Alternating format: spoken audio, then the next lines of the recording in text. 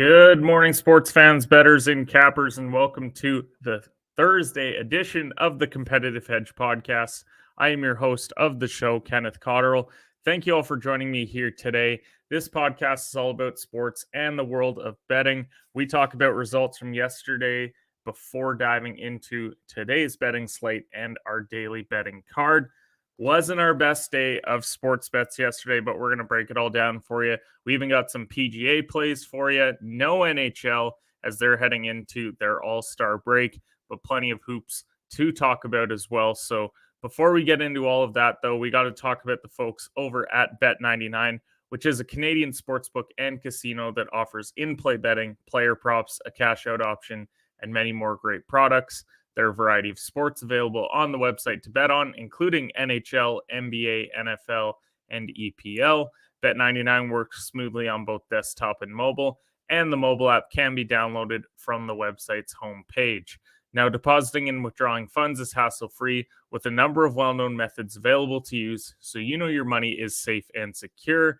The website can be viewed in both English and French, and customer service is available 24/7 with their live chat option. So go to bet99.com to make an account. Use code SHOOTERS at signup, and please gamble responsibly. You must be 19 plus years of age to do so. It is available to persons in Ontario only. But most importantly, if you have questions or concerns about your gambling or the gambling of someone close to you, contact Connex Ontario at 1-866-531-2600 to speak to an advisor free of charge. Also have the Saskatchewan number down there in the ticker if you're watching the live show, 1-800-306-6789. Want to have fun betting, don't want to have it control our lives, so really appreciate you guys for betting responsibly. Now let's chat about yesterday. As we said, 1-4 day for the show. Maybe went a little bit too five-head on some of these plays. I mean, the Manchester United one really liked the -1.5, but instead played the first half money line. And we were wrong, 0-0 at the half, 2-0 was the final there. United, this one was never in doubt. Nottingham Forest just outclassed overall, 5-0 over the two ties for United as they move on to take on Newcastle in the EFL Cup final. Now, our Golden State, they're up 11 entering the fourth. They unfortunately melt down. They go to overtime and lose outright to the Timberwolves. Penn State couldn't cover against the number one team in the country. That's what happens when you go against the number one team in the country, is you get burned. But Purdue finally covered at home. They won by 20 on the +10.5. And in East Carolina and South Florida, they got out to a flying start in the first half. They're on pace for 151, and then they just went ice cold midway through the second half. So they finished at 134. Now, the momentum builder that we're going to build off of is that Boston Bruins money line yesterday at -121. 5-2 was the final there as they head into the NHL break. Now, we got to talk about two major headlines from yesterday as well. Starting with Tom Brady, he retires once again. This time it appears to be for good. The 15-time Pro Bowler, 3-time league MVP, 5-time Super Bowl MVP, and ultimately 7-time champion. He retires for the second time from the Tampa Bay Buccaneers. Tough year in Tampa for him. Especially that final game against Dallas, thrown it 66 times. But he's pretty much first in every statistical category for passing in league history. He's the GOAT of football. I mean, I don't know what else to tell you. If you can't appreciate the guy having 7 Super Bowls, then you may have lost your mind on that one. But it's not particularly close right now. It may not last forever given how long players are playing nowadays. But boy, does he have a head start on everyone else. Appreciate everything that Tom did for the game, and I hope that he enjoys that sweet, sweet money that he's going to get calling games from the booth. I think it's $350 million from Fox sitting there waiting for him, so I'm not going to feel too bad that he retired for the second time.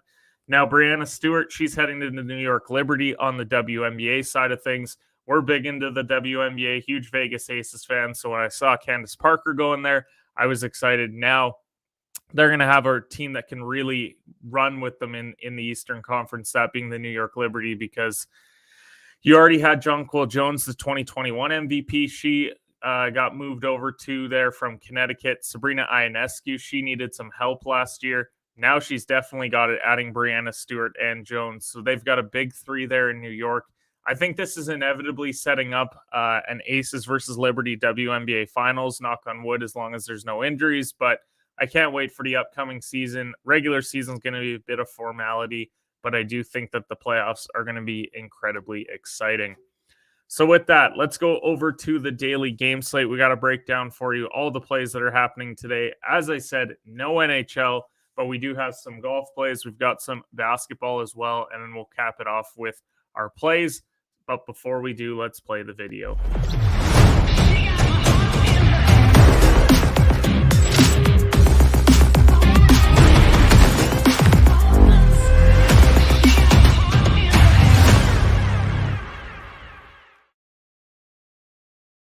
All right, so we got the AT&T Pebble Beach Pro-Am that begins today.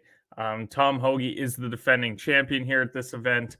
Couple guys who have played well here recently. Patrick Cantley finished in the top 5 the last 2 years. He's not in the field this week, but Jordan Spieth is another guy with 2 top 5s. So I think this is a near automatic that we're going to play him to finish top 10 here. I want to go top 5, but I find that you don't want to have a guy finish T6 in an event like this. So I'm playing it a bit safer with the top 10 at plus 150. Really do like this one for Jordan. Loves the track. I've been seeing a lot of Matthew Fitzpatrick already. So I'm going to stay away from that one this week because so many people are on it. Now, if we're talking about who else I like, Tom Hoagie, I'm going to take him top 20. How can you not take the defending champ to have a top 20 finish at plus 115?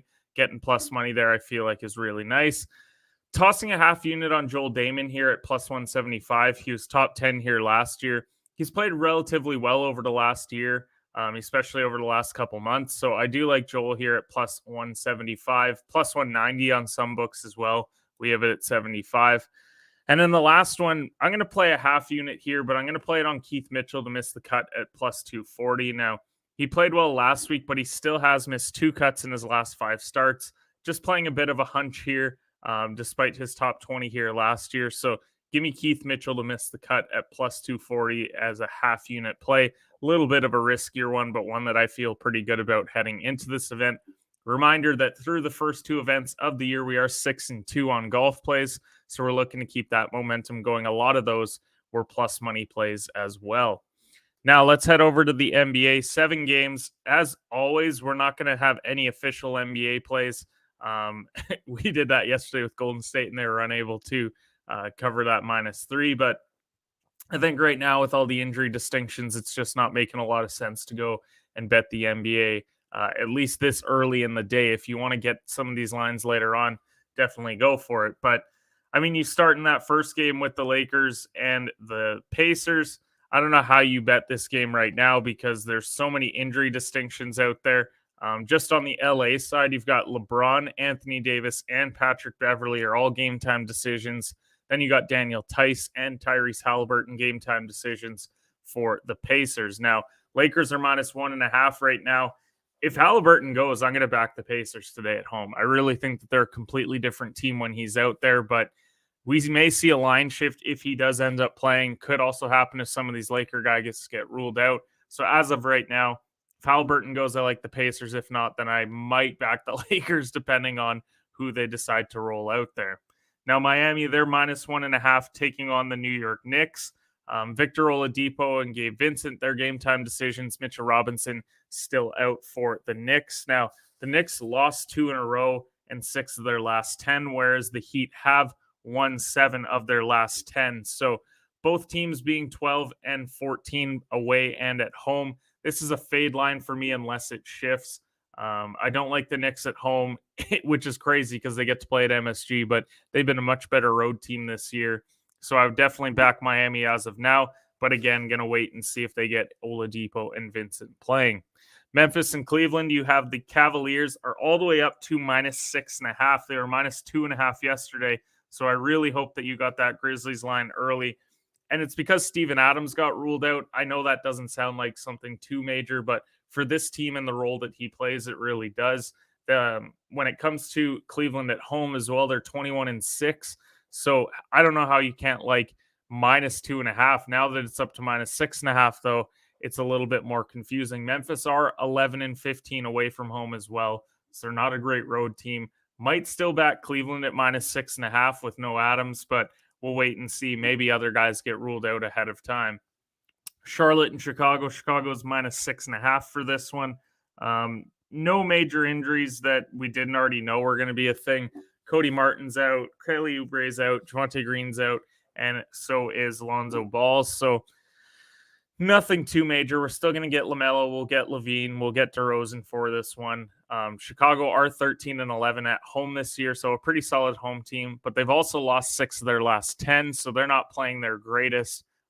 What I am looking at, though, is the fact that Charlotte's a really bad team. They're 8-21 on the road. So maybe I'll back Chicago later on today, but at least as of now, going to keep it as a no play. New Orleans and Dallas, no Zion, but it looks like Brandon Ingram is back, and they need him in the worst way. Christian Wood and Kleber are out for Dallas as well, but Dallas are 18-9 at home. The Pelicans are just 9-17 on the road, and they're losers of 9 straight games. A couple weeks ago, we were talking about them as a top 3 or 4 team in the West. Now they're back down to, I believe they're the 8 seed right now in the Western Conference. I kind of like the Pelicans to cover as more of a hunch play today, but definitely not one that I'm going to give out this early in the morning. Just an early lean that we have. Hopefully Dallas maybe has another player. Maybe they rest Luka tonight because he's coming off his injury to his ankle. And then Golden State taking on Denver. Denver are -11.5 right now. Obviously a major line change here. Golden State are on a back-to-back. They did go to overtime as well, so it doesn't feel like a great spot for them. Ernest Silva in the comments telling us to hammer the Cleveland line. I didn't talk about the Rockets' 2-game winning streak, though, buddy. Sorry to hold out on you there, but yes, the Rockets have won 2 straight games. But when it comes to this Golden State and Denver game, Golden State, they had won 3 straight until last night against Minnesota. Denver 23-4 at home on the year, so it's a tough place to go and win. I don't love this line because I think if Golden State does play their starters, then we could see a much tighter game. I just don't know if we'll see it. I think we'll see a line shift here at -11.5 right now before tip-off. And then to cap it off, we got the Clippers and Bucks. Bucks are -4.5. They're 21-5 at home, but the one thing to note here is that Giannis is a game-time decision, and it seems like he is every other night, and he ends up going. But Marcus Morris, he's a game-time decision on the Clippers side of things. We should see the starters for the Clippers. If we see starters plus Giannis, I actually kind of like the Clippers to cover that line. But as of now, we got to stay away, as always, on the NBA. Now, we're heading into NHL All-Star break time, so there's no place here to report for hockey, but we'll be back next week. I believe they're back on Tuesday next week with more plays. College basketball-wise, we got 6 ranked games. We'll go through all of them quickly. Number 19, Florida Atlantic taking on UAB. I'm kind of waiting for this Florida Atlantic team to drop a second game. It's very tough to go through an entire year sitting on 1 loss, and I know that they have a ton of offense here, but this is a pretty good UAB team. They're 15-7 in Conference USA. They don't cover a lot at home, which is why I'm staying away from this line, at least as an official play. I think if we get up to tip-off, and I'm really hoping that people really try and back FAB, but I do think that these two, if I'm playing anything, it's probably the over. 15-7-1 against the spread, home and away combined, so that's definitely one to keep an eye on. Number 3, Houston, they're -12.5 right now against Wichita State. I really hate these double-digit spreads, but they are playing a bad conference opponent. Everyone will see Wichita State and think, oh, like that's a basketball school. Well, they're 11-10 so far this year, and they're the 7th-ranked team in the AAC. Houston, they are 6-0 against the spread on the road covering, so this one definitely interests me, especially with Wichita State only being 3-8 covering at home. Really like the Cougars here. Washington versus number 9 UCLA. A massive spread here. UCLA is -17.5. I don't know how people are going and backing that today. I know that UCLA are 7-4 ATS at home, so they do cover at Pauley Pavilion, but I got to fade it at least for now. I hope that this gets bought down a little bit. If UCLA was even at -14.5, I would think about it, but overall, I just can't go that high with UCLA. Oregon versus number 5 Arizona. Arizona's -8.5. definitely a fade, but I would slightly lean Arizona. Wildcats are not great covering at home, but they are a vastly better team. They should score 75 plus in this game. It's all about whether or not Oregon can put up 70 points themselves. I question whether they can, which is why I said that I'm fading it, but I'm talking myself into it the more than I'm talking about it. That being that Arizona -8.5. And then we've got a couple of West Coast Conference games because we got two ranked teams in that conference right now. Santa Clara taking on number 12 Gonzaga, who are -14.5. Got to fade this one. Gonzaga's been a really tough one to bet on the spread this year, unlike years past. Santa Clara can certainly score. Just they would need to hold Gonzaga to under 90, I think, to cover this spread tonight. They do give up 72 points per game, but Gonzaga's offense at 86 per game makes this a stay-away game. And then to cap it off, San Francisco taking on number 18 St. Mary's. Definitely leaning San Fran +13.5. I'm not going to bet it, but in fact, we had it at 13.5. It's now down to 12.5, which makes me even more uncomfortable about it. San Fran are 4-3 on the road against the spread, and St. Mary's, while they are the much better team, San Francisco is not exactly a bad team themselves. St. Mary's would only cover if the defense holds them to under 60 points, in my opinion. So if we get San Francisco getting to that 65 mark, I think we see them cover this line fairly easily. So with that, we've given you all the plays. Now let's go over to our last call pick segment, sponsored by Last Mountain Distillery, where we give you our 4 betting plays for today that we have all college basketball plays. But before we do, let's play the video.